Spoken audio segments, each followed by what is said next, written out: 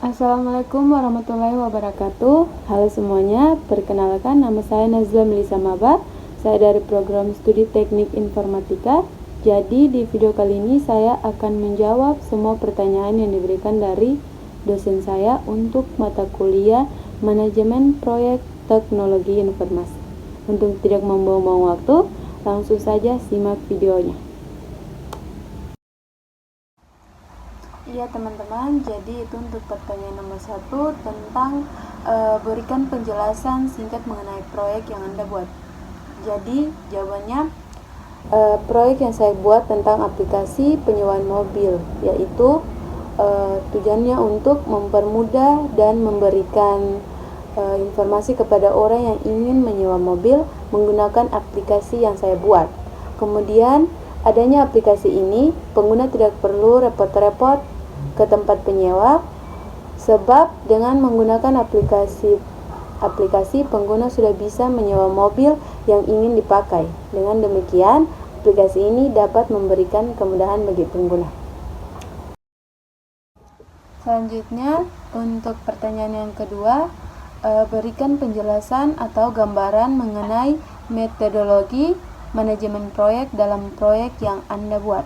Antara lain di dalamnya ada proyek initiation dan proyek planning, proyek execution, proyek controlling, dan juga proyek closure.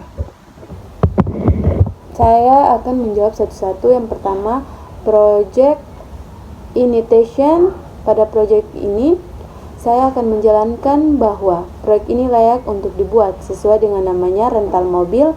Jadi saya akan membuat suatu aplikasi rental mobil yang terdapat beberapa keuntungan dari aplikasi ini. Yang pertama, aplikasi ini sangat berguna sekali bagi pengguna rental mobil dalam melakukan penyewaan, karena peluang untuk mendapatkan penyewaan itu sangatlah tinggi daripada harus menunggu penyewa datang ke tempat. Yang kedua, aplikasi ini sangat berguna bagi user atau penyewa, karena mereka tidak perlu lagi untuk mencari rental mobil untuk menyewa mobil. Untuk yang kedua, project planning. Kemudian berbicara tentang project planning, yaitu kita harus membentuk tim project. Tujuannya untuk membuat planning atau rencana agar project ini dapat berjalan sedemikian rupa dan berguna bagi para user. Yang ketiga, project execution. Pada tahapan ini, kelompok 7, yaitu kelompok saya, bersepakat untuk menjalankan atau melaksanakan proyek rental mobil, mulai dari membuat codingan, membuat diagram, ataupun hal-hal yang berkaitan dengan aplikasi ini. Ya, selanjutnya project controlling. Pada tahapan controlling, kami akan mengontrol kembali apakah ada bug atau masalah-masalah pada aplikasi ini. Jika ada masalah, kami akan melakukan perbaikan sehingga aplikasi dapat berjalan dengan baik. Selanjutnya, project closure. Pada tahapan ini, kami akan merilis aplikasinya dan mengakhiri proyek yang telah dibuat. Oke, selanjutnya saya akan menjawab pertanyaan nomor 3 tentang berikan tanggapan Anda mengapa dalam suatu proyek diperlukan dokumen manajemen proyek. Jadi pentingnya manajemen proyek di dalam suatu proyek agar suatu proyek bisa berjalan lancar menuju tujuan. Proyek dengan spesifikasi yang telah ditentukan di awal. Diperlukan manajemen proyek yang baik agar pada proses ini seperti anggaran, tempat, waktu, dan lingkup proyek harus direncanakan. Pada setiap proyek juga terdapat risiko, terlebih lagi pada proyek-proyek besar.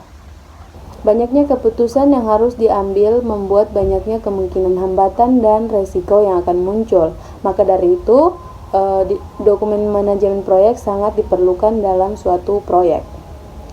Untuk menghindari risiko-risiko tersebut, Anda bisa mencari jalan keluarnya dengan mempertimbangkan segala kemungkinan yang dapat terjadi.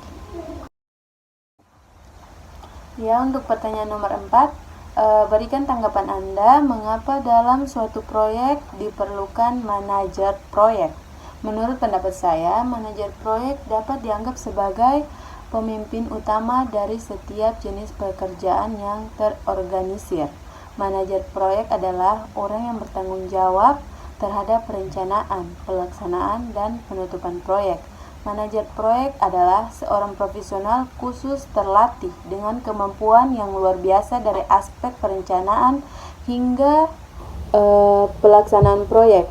Kemudian tugas manajer proyek sangat penting, yaitu untuk menyelesaikan seluruh proyek, dan hal tersebut tergantung pada kemampuannya untuk menyelesaikan tugas dengan anggaran tetap dan batas waktu tertentu. Manajer proyek memastikan bahwa proyek akan selesai dalam batas waktu dan anggaran yang sudah ditentukan.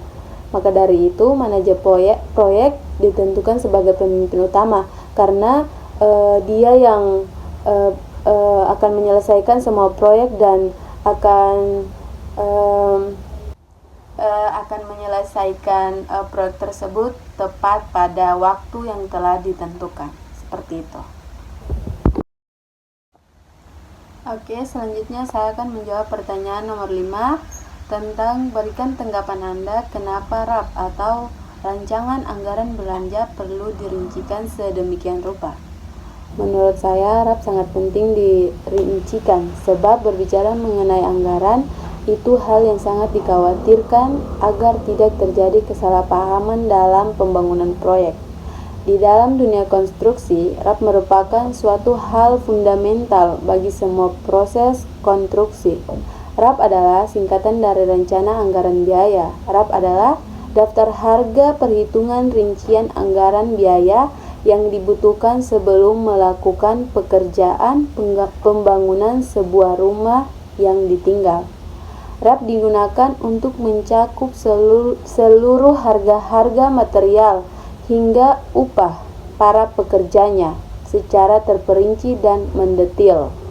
Dengan menyusun rencana anggaran biaya, RAP ini salah satunya kita dapat memperkirakan estimasi biaya total yang dibutuhkan untuk menyelesaikan proyek pekerjaan tersebut. Bahkan, biaya yang harus dipersiapkan untuk pungutan liar atas truk pengangkutan bahan bangunan yang dilakukan oleh para preman juga harus dimasukkan. Menyebalkan, tetapi di beberapa area itu adalah kenyataan di lapangan. Jadi, semuanya harus dimasukkan ke dalam dokumennya. Mungkin itu saja yang bisa saya sampaikan dari pertanyaan-pertanyaannya. Mungkin kalau jawabannya kurang pas atau belum dimengerti, saya mohon maaf. Wassalamualaikum warahmatullahi wabarakatuh.